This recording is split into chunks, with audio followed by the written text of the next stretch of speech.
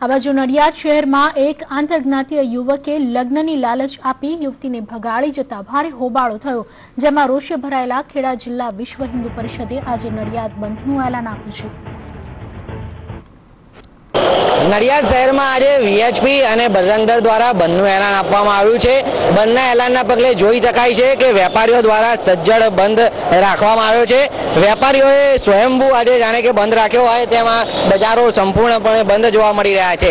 નડિયાદના Santram road પરનું આજે દ્રશ્ય આપ જોઈ શકો છો। વેપારીઓએ સજ્જડ બંધ પાડ્યો છે।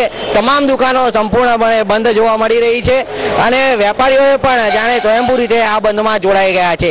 જે રીતે ઘટના બની છે નડિયાદમાં લવ જેહાદની જે ઘટના બહાર આવી છે તેને લઈને નડિયાદના વેપારીઓમાં પણ ખાસો રોષ જોવા મળ્યો છે અને તેના કારણે જ ગઈકાલે એક મોટી મીટિંગનું આયોજન કરી વીએચપી અને બજરંગ દળ દ્વારા બંધના એલાનની જાહેરાત કરવામાં આવી હતી।